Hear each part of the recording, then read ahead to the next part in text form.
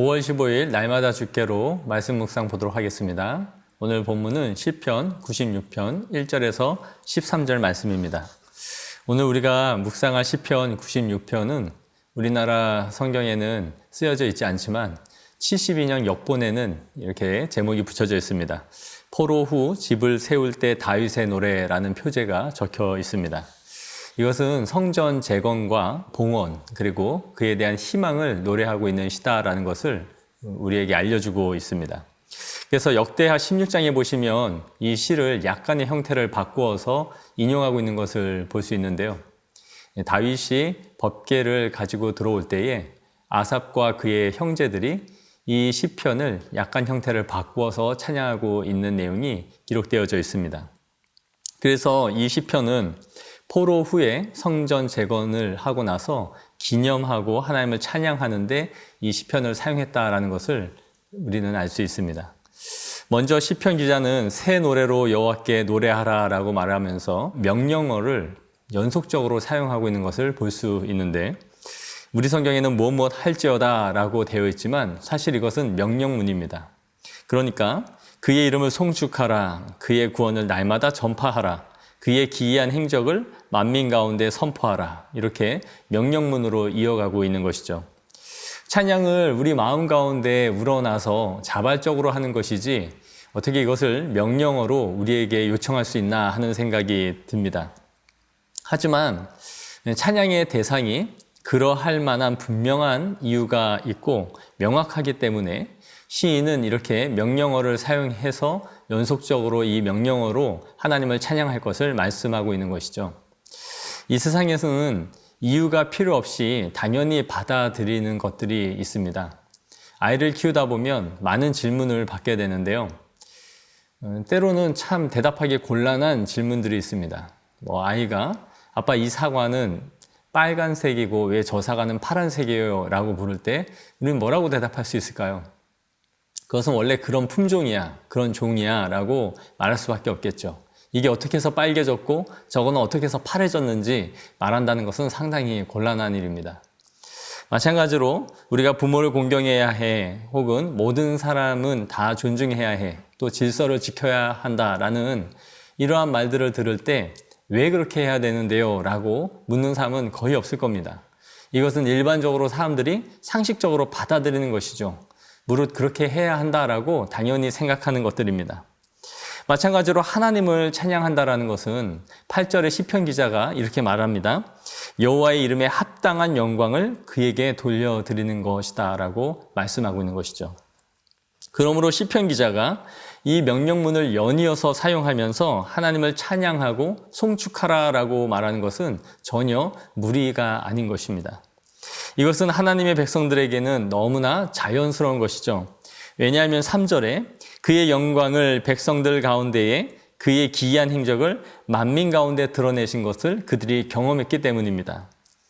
지금 이 시를 노래하고 있는 사람들은 70년 바벨론 포로 후에 귀환하여 성전에 다시 모여 찬양하고 있는 사람들이다라는 것을 우리가 생각해 볼 필요가 있습니다. 이스라엘의 포로 귀환은 자신들이 무력을 사용하여 자력으로 얻은 독립이 아니었죠. 고레스 왕의 칙령에 의해서 그냥 포로에서 돌아가게 되고 또 그의 명령에 따라 성전을 짓게 되었던 것입니다. 그리고 나서 다시 예배가 재개되고 하나님께 제사 드릴 수 있는 그런 시간이 그들에게는 생겼던 것이죠. 성전을 우여곡절 끝에 짓고 다시 예배를 드릴 수 있게 되었다면 이들이 감사의 고백을 하지 않을 수 없는 충분한 이유와 조건을 갖게 된 것입니다. 하나님이 하신 기이한 행적들을 경험한 것이죠. 이런 역사를 이루신 하나님께 명령어를 사용하여 노래하라, 송축하라, 선포하라, 전파하라 라고 시인은 말하고 있는 것이죠. 우리는 이 명령어로 하나님을 찬양하라 라는 이 부분을 좀 생각해 봐야 합니다. 그런 의미에서 우리에게 늘 부족한 것은 그의 이름에 합당한 영광을 돌릴 만한 마음의 감격이 없기 때문이 아닌가 하는 것을 생각해 보게 합니다. 오늘 시편 기자는 새 노래로 여호와께 노래하라라고 말을 하죠. 이 새 노래라는 것이 과연 무엇일까요? 매일같이 시를 쓰고 매일같이 곡을 지어서 그렇게 찬양하라는 것일까요? 물론 우리에게 그러한 은사가 있다면 그렇게 새 노래로 하나님 앞에 올려드리는 것은 또한 합당하고 좋은 일일 것입니다. 그러나 대부분의 성도들에게 새 노래라는 것은 이런 의미죠. 우리 안에 은혜가 있으면 항상 우리 안에 찬양이 새로워집니다. 우리 안에 은혜가 있으면 매일 알고 들었던 그 말씀이지만 그 말씀이 새로워지는 것을 경험하게 되는 것이죠. 하루를 생활하면서 하나의 찬양이 아침부터 또 저녁까지 계속 입에 맴돌고 또 어떤 말씀이 계속 생각나는 경험들을 하지 않았습니까? 그리고 그렇게 되뇌어지는 말씀이나 찬양이 하루 종일 읊조려지고 흥얼거리면서 보내게 되는 경험을 했을 것입니다.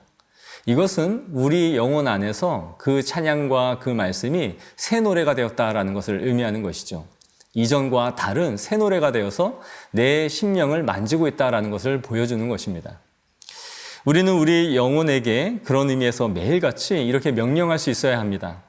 하나님께 대한 마땅한 찬양도 없고 감사도 없는 우리의 삶을 향해서 단호하게 온 땅여 여호와께 노래하라, 그의 이름을 송축하라, 그의 구원을 날마다 전파하라, 그의 기이한 행적을 만민 가운데 선포하라라고 우리 영혼을 향해 그렇게 명령해야 합니다. 우리는 일상 속에서 너무 무기력하고 또 불평하는 자신을 그냥 그 상태로 내버려 둡니다.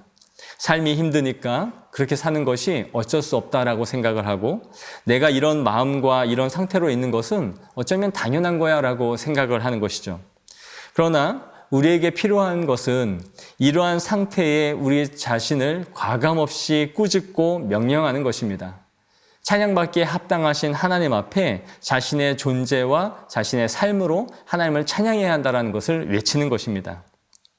그리하여 자신의 인생의 괴로움 속에 자신 스스로를 함몰시켜버리는 것이 아니라 오늘도 새 노래로 영광 받길 원하시는 그 하나님 앞에 우리의 영혼의 찬양을 드리는 것이 성도의 의무이자 삶인 것이죠.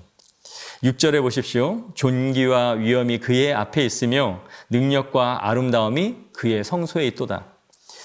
이처럼 이스라엘 백성들은 성소의 자정에 계신 그 하나님을 보면서 그분의 능력과 아름다움 속으로 깊이 들어갔다라는 것을 보게 되는 것이죠.